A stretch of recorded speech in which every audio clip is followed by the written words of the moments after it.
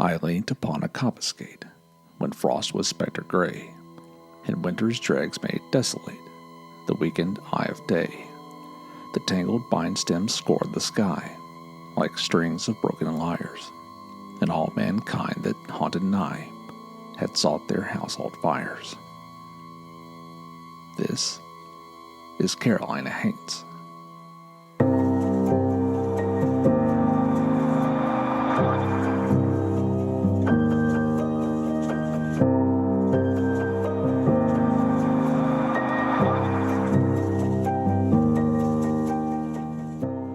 Welcome, dear listener, to this special Halloween episode of the Carolina Haints Podcast. I'm your host, Dan Sellers.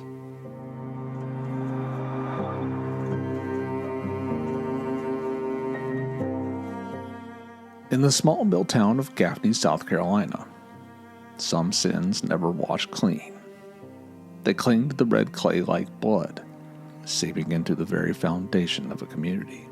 And in the winter of 1968, when reporter Bill Gibbons picked up his telephone at the Gaffney Ledger, he had no idea he was about to uncover a horror that would haunt this Cherokee County town for generations to come.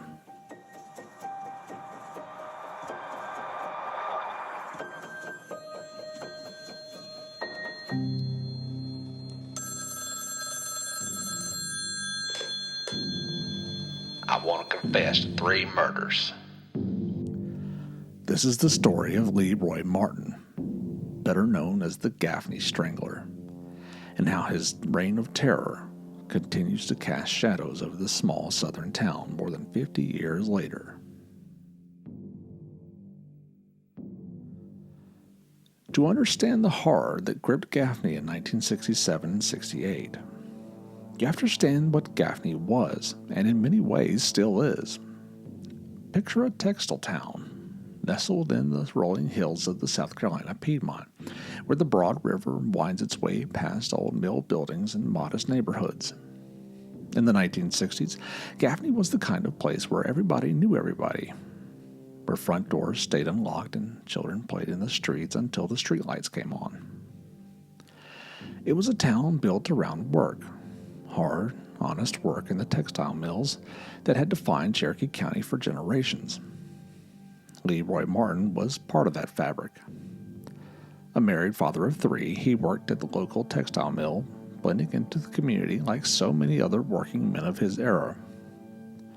He was the kind of man you'd nod at in the grocery store, wave at from your car. Unremarkable. But in May of 1967, something shifted in the shadows of this quiet mill town. On the evening of May 20th, 1967, Roger and Annie Dedman had been drinking at several beer joints around Gaffney. It was a Saturday night like any other. Mill workers blowing off steam, couples having their usual arguments.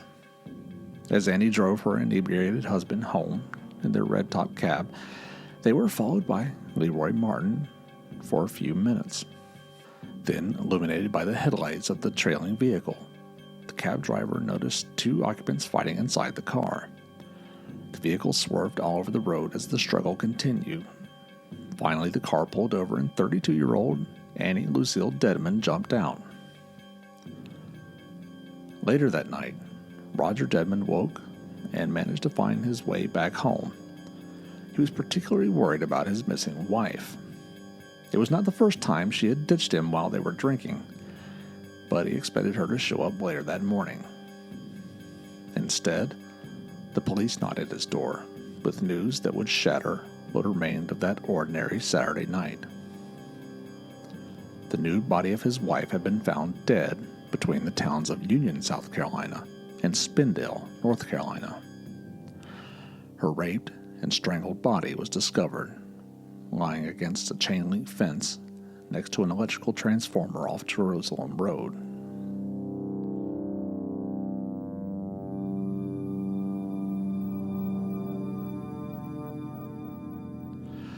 Roger was arrested and charged with his wife's murder. He pleaded not guilty, but the jury chose to disagree. Roger Dedman was sentenced to 18 years at the Union County prison camp. An innocent man convicted while the real killer walked free, already hunting his next victim. After several months, Gaffney seemed to return to normal. The mill whistle still blew at shift change, families still gathered for Sunday dinners, children still played in the yards along quiet streets. But Leroy Martin was far from finished. In the winter months of 1968, as frost settled over Cherokee County and darkness came early, the terror resumed with a vengeance. 20-year-old Nancy Carol Paris was last seen walking her poodle one cold February evening near her home on Chatham Avenue. She simply vanished, leaving behind a small dog and many questions. Her family waited through an agonizing day and night, calling friends, searching neighborhoods, hoping for some word. Meanwhile, 14-year-old Nancy Kristen Reinhardt, known to her friends as Tina, had also disappeared from East Smith Street. She had been missing for 10 days, her family's desperation growing with each passing hour. 2 young women, 2 families, torn apart by fear and uncertainty. And then, the phone call that would break the case wide open. On February 8, 1968, Bill Gibbons, the managing director of the Gaffney Ledger, received a phone call that would change everything. The caller's voice was calm, methodical, almost businesslike. Take out 3 sheets of paper. I got 3 stories for you. On the first sheet, write the name Nancy Christine, East Smith Street. Now take down these directions. Listen carefully. The caller provided directions to an area off the old Chain Gang Road in Gaffney, describing a location that had once been used as a teenager's lover's lane. The killer continued giving instructions on how to find another victim, Nancy Paris. Gibbons' hand was shaking now as he wrote, and the voice continued to explain how to find Annie Louise Dedman. Don't go by yourself. Go and get the sheriff. Gibbons called Sheriff Julian Wright about the strange call. Half an hour later, Gibbons, Sheriff Wright, and Deputy Billy Bridges climbed into his sheriff's vehicle and drove to the bridge on Ford Road, the closest location the caller had identified. It didn't take long for them to find Nancy's lifeless body. They knew they were in some kind of trouble. They were staring at the nude body of 20-year-old Nancy Paris. She had been missing for 1 day, last seen walking her poodle. The men worked their way down the gravel slope beneath the bridge. Her body was lying on the sandy bank on its right side, legs apart, head halfway submerged in the water. There was a dark bluish circular mark around her neck. They also noticed that cigarette burns covered the dead woman's back. Who in the world could do something like this? The men asked themselves. Gibbons began to take photos of the body despite his shaking hands. He was not used to this kind of reporting. The Ledger usually covered high school sports, weddings, and county commissioner meetings. Brutal, deliberate murder was unheard of in Gaffney. The coroner and more officers arrived. Sheriff Wright organized a search for the second body, 14-year-old Nancy Christine Reinhardt, who had been missing for 10 days. A group of deputies, Gibbons, and Ledger photographer Tommy Martin joined the search, as did Jim Holland Jr., a reporter for the Spartanburg Herald-Journal. The group of men spread out and slowly walked through the clearing from the parking lot into the woods. It was a cold February day in the South Carolina upstate, and the men were silent with dread as they searched. A few minutes later, Deputy Coyle shouted as he discovered a bare foot sticking out of a pile of brown leaves. It was about this time that the phone rang at the sheriff's office. Deputy Vernon Wright answered. The caller asked, Did Gibbons get the sheriff to go look for the bodies? The deputy replied that they had, and the caller hung up.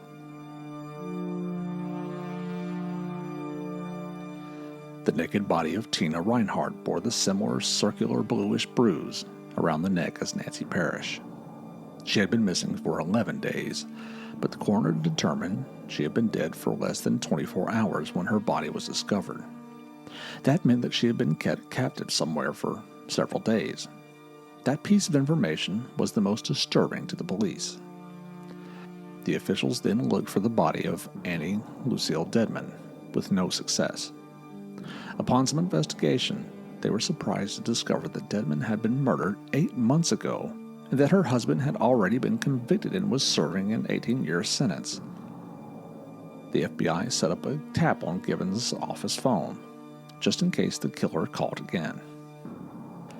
And on February 12, 1968 at 9:15 p.m., Bill Gibbons answered his home phone. This is the same man that called you before. We're going to have to do something about that man down there serving my sentence. I killed Mrs. Dedman, just like I did Mrs. Parrish and Reinhardt. I killed them all with them begging me not to do it.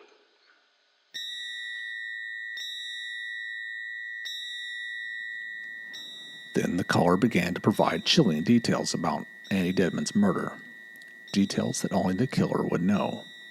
He even went on to say that the dog she was walking was also dead at the site where she was abducted. The reporter encouraged the killer to turn himself in. I'll get the chair. I had their hands and feet tied when I killed them. Later in the conversation, Gibbons continued to press him and demand to know why he wouldn't just give himself up to authorities. The caller's response was chilling. They'll have to shoot me like the dog I am. But the killer's next words revealed the depths of his psychosis. I'm psycho.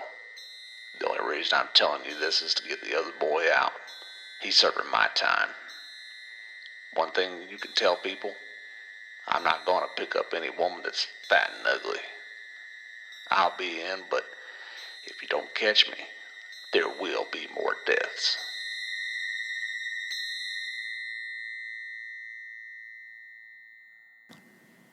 The next day, February 13, 1968, the nightmare became even more real for the people of Gaffney. 14-year-old Opal Buxton was a 9th grade honor student and a member of the high school chorus. Early morning, she and her siblings walked a half-mile dirt road from home in the Mount Sinai community to meet the school bus. That morning, Opal left the house a few minutes before the other children. Her sister Gracie trailed about 50 yards behind. Opal was standing on the side of the road next to the bus stop when a blue sedan drove up. A man got out, grabbed Opal, and forced her to the trunk of his car.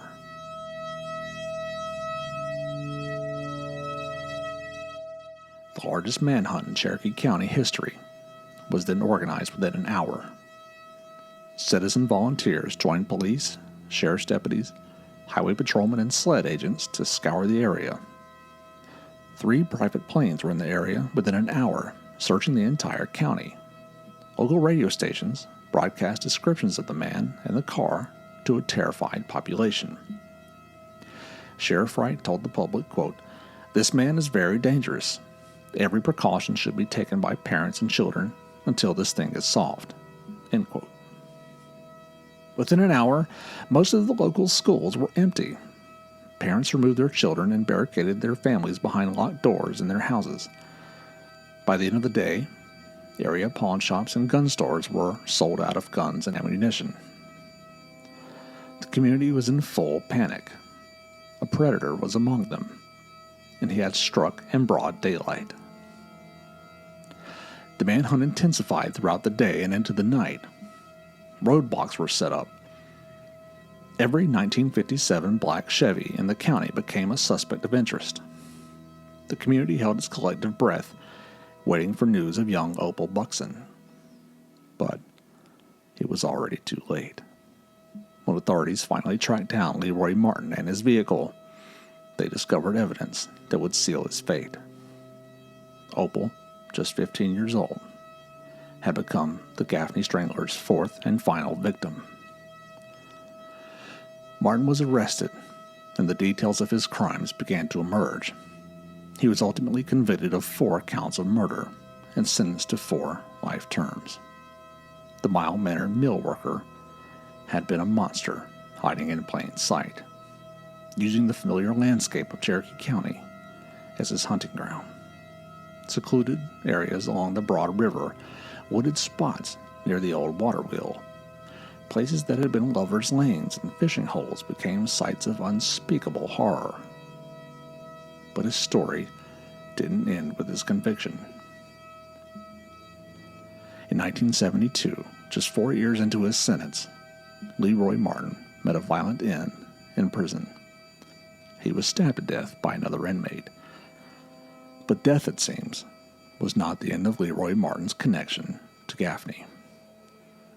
In the decades following Martin's death, stories began to emerge from the sites where victims were found. The old water wheel near the Broad River, the bridge on Ford Road where Nancy Carroll Parris's body was discovered. These places became the focus of numerous ghost stories. Visitors reported seeing a young woman in white walking along the water's edge. Others claimed to hear crying in the wind, a sound that seemed to echo with the anguish of lives cut short. Some spoke of feeling watched, of cold spots on warm summer days, of an oppressive sense of sorrow and fear that seemed to hang over certain stretches of road. Local paranormal investigators have documented strange phenomena at these locations. Electronic devices malfunctioning, unexplained sounds and shadows, and most disturbing of all, the persistent feeling of being watched by something malevolent.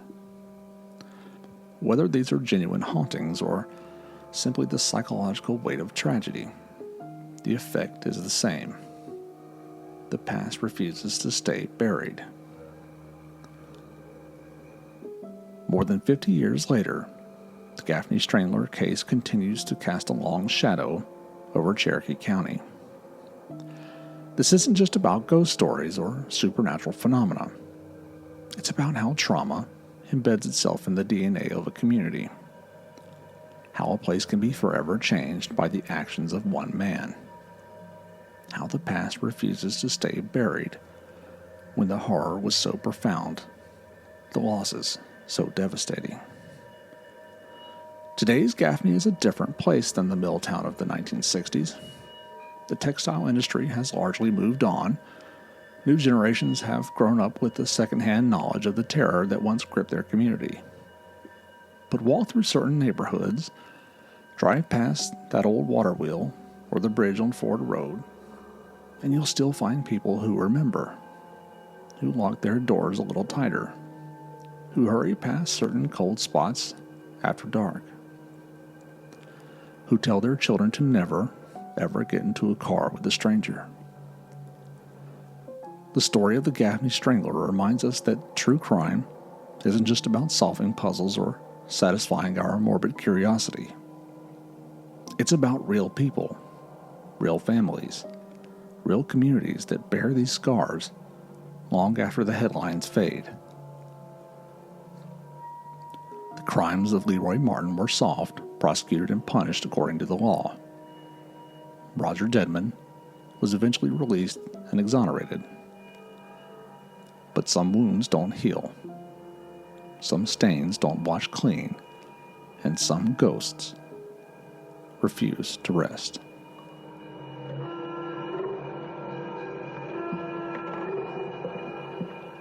To learn more about the story, check out Palmetto Predators, Monsters Among Us by Mark R. Jones, and I Will Kill Again by Tommy E. Martin.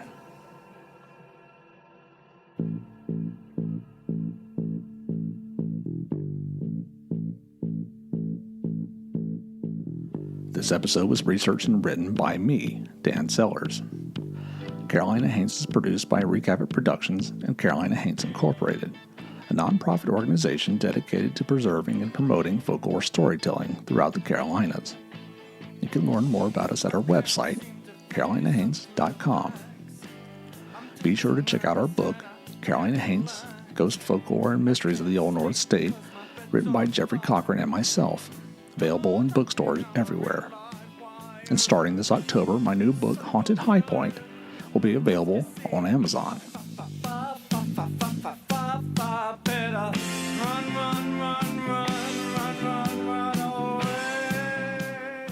Thank you for joining us for this Halloween special. We hope you have a safe, spooky, and happy Halloween. We'll be back with more episodes of Carolina Haints Presents Folk in the coming months. Until then, keep your doors locked, your lights on, and watch your back for the things that go bump in the night.